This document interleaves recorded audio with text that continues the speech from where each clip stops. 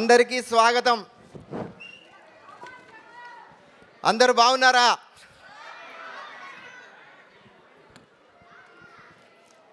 అందరికీ మరి పరాభవ నామ సంవత్సర ఉగాది శుభాకాంక్షలు. మనందరం ఇవాళ ఈ పండుగ వాతావరణంలో ఇక్కడ కలుసుకున్నాం. చాలా సంతోషం. గురు బ్రహ్మ గురుర్విష్ణు గురుర్దేవో మహేశ్వర గురు సాక్షాత్ పరబ్రహ్మ తస్మై శ్రీ గురవే నమః. శ్రీ కళ్యాణ గుణావహం రిపుహరం దుఃస్వప్న దోషావహం గంగా స్నాన విశేష పుణ్య ఫలదం గోదానతుల్యం రుణాం ఆయుర్వృద్ధిదముత్తమం శుభకరం సంతాన సంపత్ప్రదం నానాకర్మసు సాధనం సముచితం పంచాంగమాకర్ణితాం.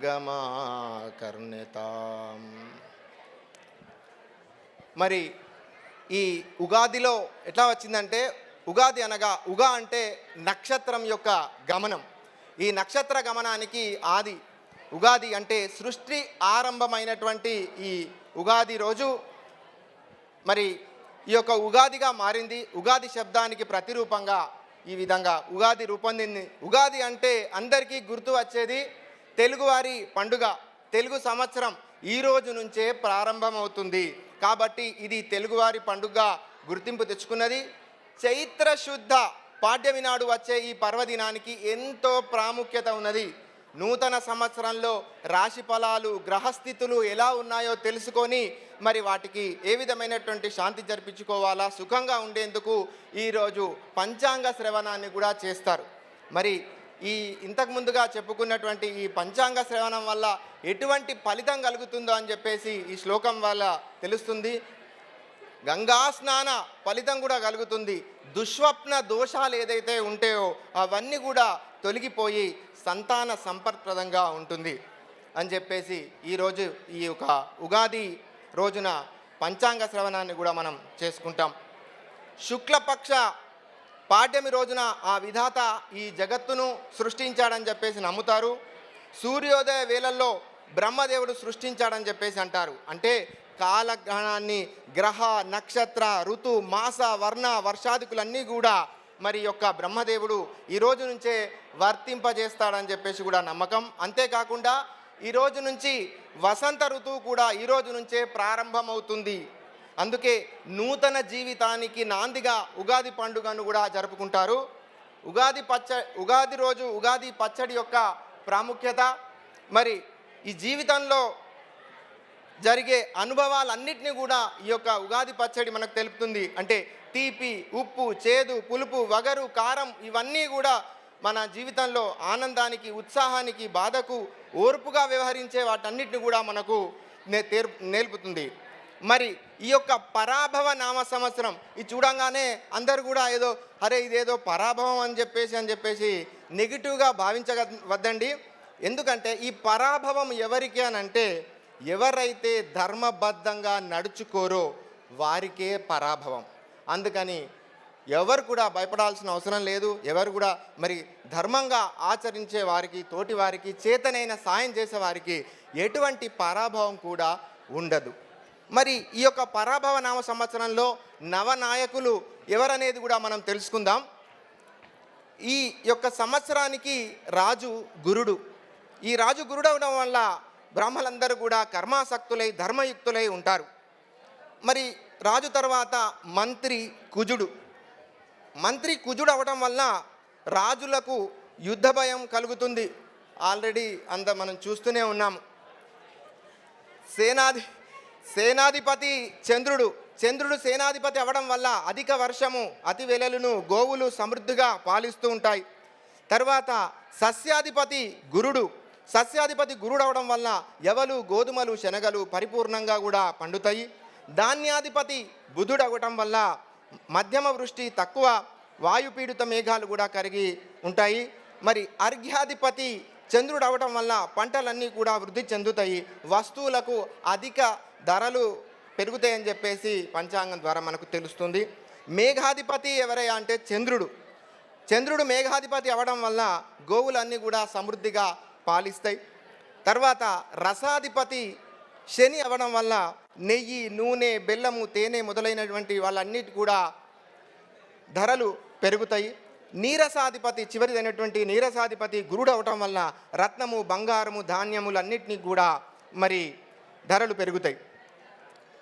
ఇక పరాభవ నామ సంవత్సర ఉగాది ఆదాయ వ్యయ రాజపూజ రాజావమానాల గురించి కూడా మందరం తెలుసుకుందాం. మీ అందరు కూడా దానికోసం ఎదురు చూస్తారని నాకు తెలుసు.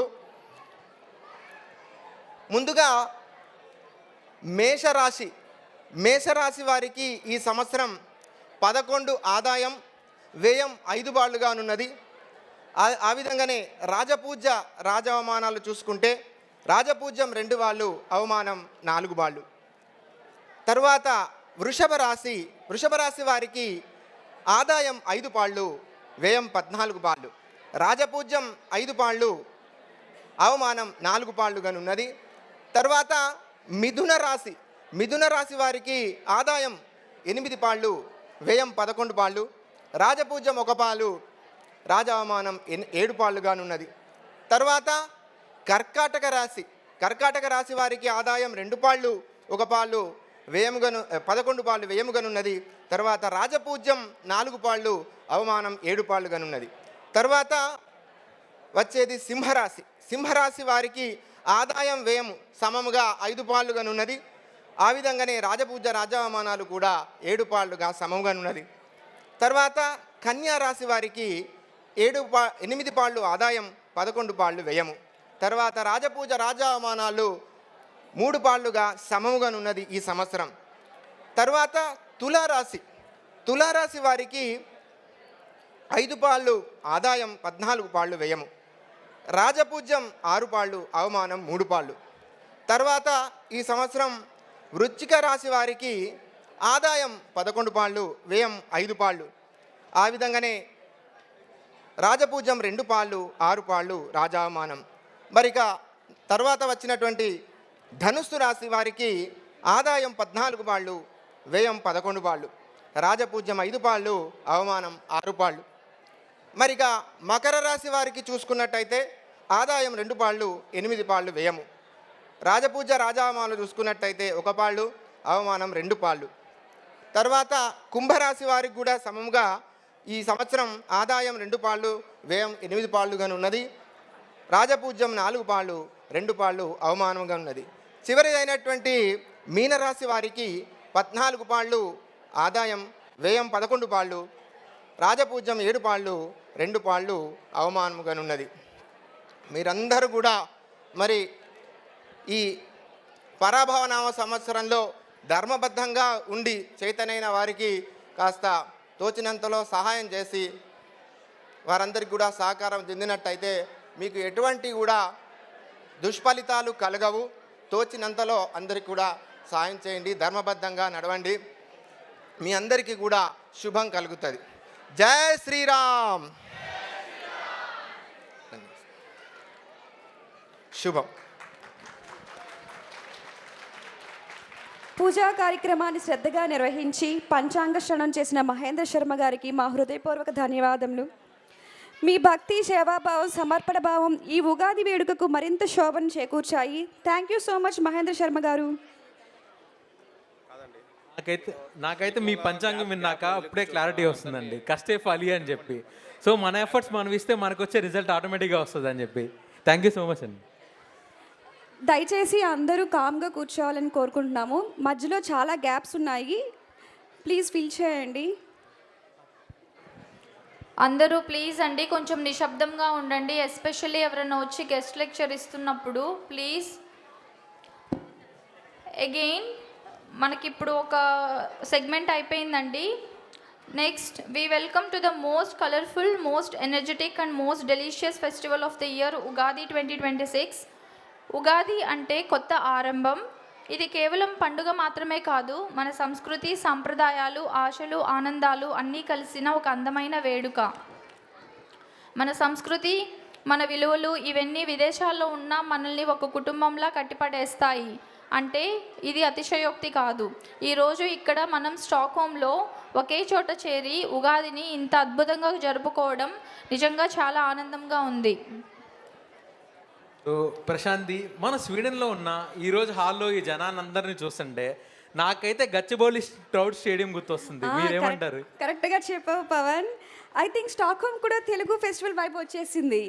Ugadi is not just a festival, it's an emotion. It's just reminder that no matter where we live, ఇండియాలోన స్వీడన్లోన మన రూట్స్ మన కల్చర్ ఎప్పుడు మనతోనే ఉంటాయి. ఏమంటావు? అఫ్ కోర్స్ మనం స్వీడన్లో ఉన్నా కానీ మన తెలుగు స్టైల్లో ఉగాది సంబరాలని ఇలా అందరం కలిసి జరుపుకోవడం చాలా సంతోషంగా ఉంది. సో ఇవాళ ఇట్స్ లైక్ మీరు కూడా ఈ సెలబ్రేషన్స్ని అంతే విధంగా ఎంజాయ్ చేస్తారని అనుకుంటున్నాను. ముందుగా ఈ కార్యక్రమానికి విచ్చేసిన గెస్ట్, స్పాన్సర్స్, ఫ్యామిలీస్ అందరూ ఈవెంట్ను విజయవంతం చేయడానికి కష్టపడ్డ ప్రతి ఎస్టీసీ కమ్యూనిటీ అండ్ వాలంటీర్కి మన హృదయపూర్వక ధన్యవాదములు.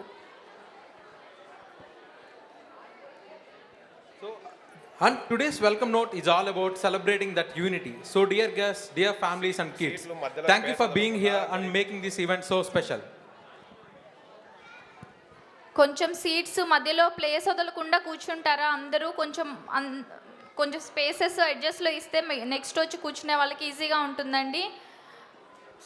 ఫస్ట్ 2 rows అయితే వదిలేసేయండి, నెక్స్ట్ అక్కడి నుంచి ఫిలప్ చేయండి. Thank you. అయితే ఇంకా ఆలస్యం ఎందుకు, let's begin today's celebrations with vibrant cultural performances. Internal మరియు ఎక్స్టర్నల్ పార్టిసిపెంట్స్ అందరూ ఎంతో కష్టపడి సిద్ధం చేసిన అద్భుత ప్రదర్శనలు మీకోసం. So sit back, relax and enjoy the performances today. మనం ఏ కార్యక్రమాన్ని అయినా అడ్డంకులు లేకుండా శుభకార్యాలు, విఘ్నాలు తొలగాలని, జరుపుకోవాలని, ఎప్పుడైనా శుభం జరగాలని కోరుకుంటే మనకి మొట్టమొదటిగా గుర్తొచ్చేది విఘ్నేశ్వరుడు. మన ఉగాది సంబరాల వేడుక కూడా అంతే శుభప్రదంగా జరగాలని, కొనసాగాలని ఆ విఘ్నేశ్వరుని మనసారా ప్రార్థిస్తూ ఐ వెల్కమ్ శృతిలయ గ్రూప్. గట్టిగా చప్పట్లు.